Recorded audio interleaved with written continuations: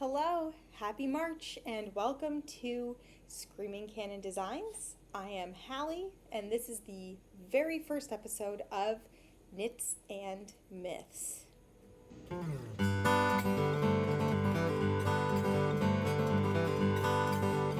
So today's story is going to be that of Arcne. I would just like to give you a quick warning. There are brief mentions of suicide and some very light sexual assault. So if those are topics that are too sensitive, I completely understand, and I suggest maybe you listen to the next myth. So today I am working on this cute little doggy sweater. I love the little collar on it. I made a green one for my puppy. You could have seen it in my last video. This one is for my mother-in-law's dogs, but it is a nice simple half double crochet all the way around. So I thought it would be a good one for today's knit and myth to be able to tell a story. My dog just got into all of his treats. I'm back. All right. So anyway, this is made out of the Great Value version of Red Heart Super Saver. It's for a dog who will be rolling in mud quite a bit, so I'm not too concerned about using the nicest yarn in my stash. But that then brings us to today's story, which is that of Arcne. Her story actually begins with the god Zeus himself, the king of the gods. One day, Zeus had a terrible headache that was completely incurable by all other methods.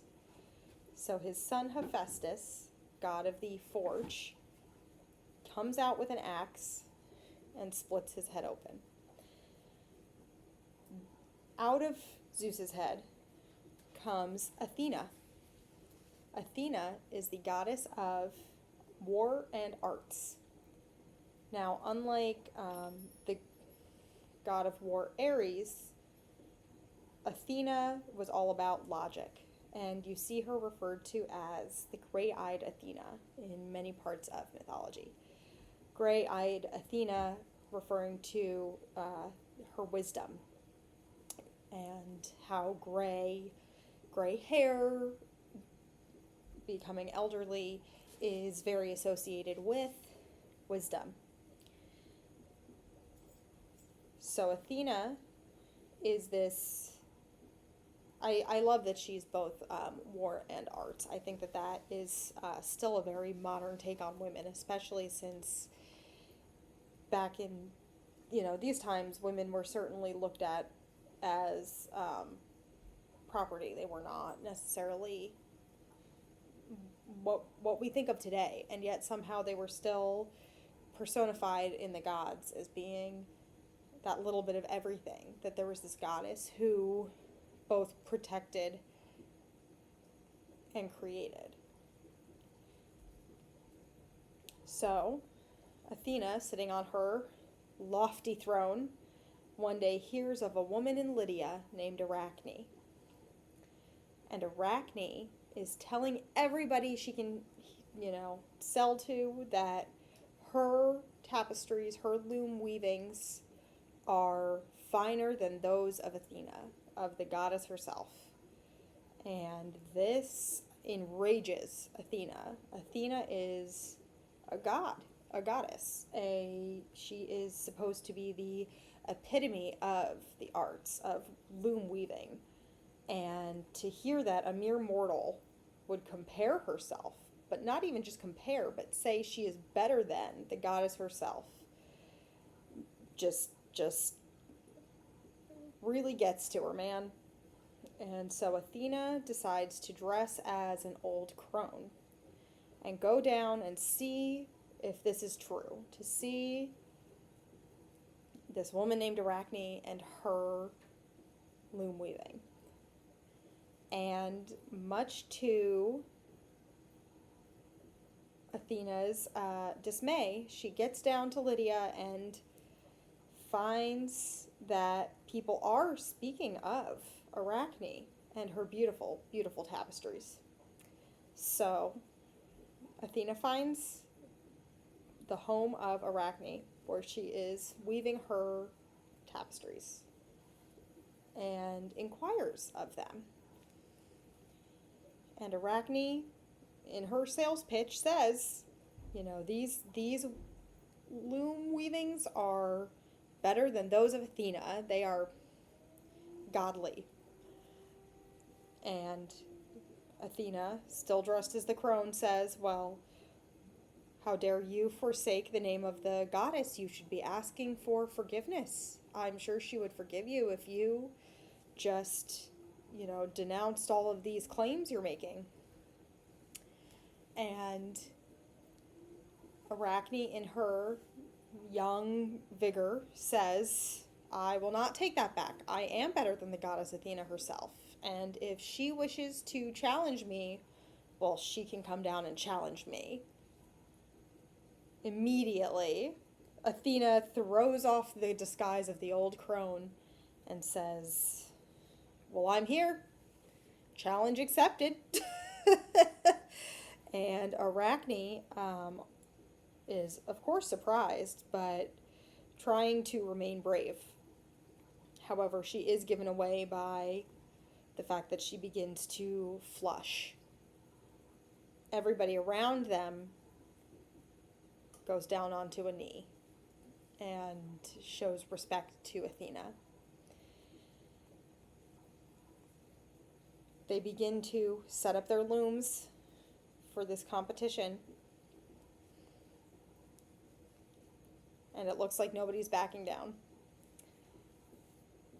They begin weaving out of some of the most beautiful threads and yarns that you have seen. Threads of golds and purples and all of the rarities. They are weaving for hours to create tapestries of story. When everything is complete, the people look to Athena's loom first, where they see a glorious depiction of the gods, of Zeus upon his throne with his lightning bolt, of Poseidon and his trident breaking through rock and allowing for seawater, Athena herself in her battle gear. And the people are in awe of this beautiful tapestry. It almost glows. Everybody then turns their attention to Arcne, and they realize Arcne has not just told one story, but several stories of the god Zeus tricking women into sexual acts and bearing his children. He's depicted as a bull running away with a woman. He is depicted as, a trickster sheep tricking a shepherd's daughter into thinking he is but one of her flock.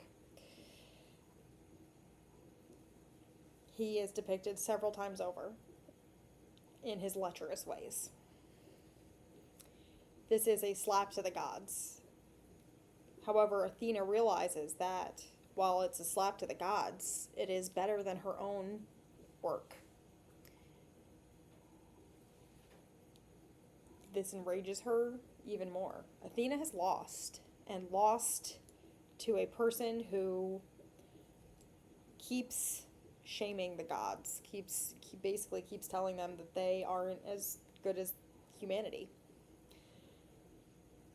She takes her spindle and begins to hit Arcne over and over until Arcne runs weeping into her home. And Athena leaves in a rage after shredding both tapestries.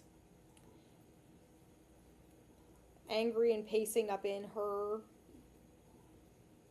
clouds, Athena then realizes she has left her loom in her rage at Arachne's home. She storms back down thinking she'll give Arachne another piece of her mind. But when she opens the door, unfortunately, Arachne is hanging in the middle of the room by a white rope. And she has, unfortunately, taken her own life. And this fills Athena with guilt. The rage has gone, and she begins to realize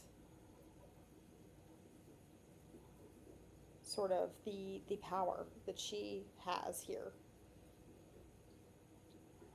In her guilt, Athena decides to give Arachne a new life from what is left.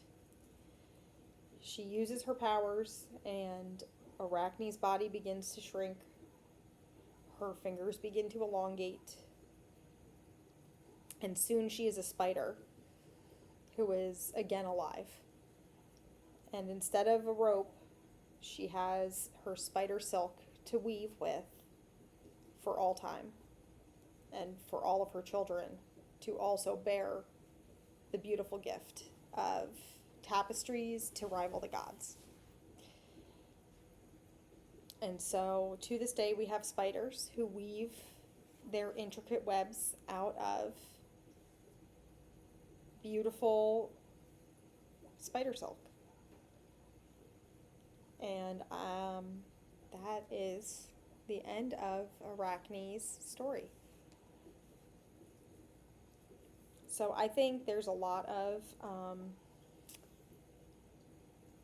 there's a lot going on in that story, obviously, right?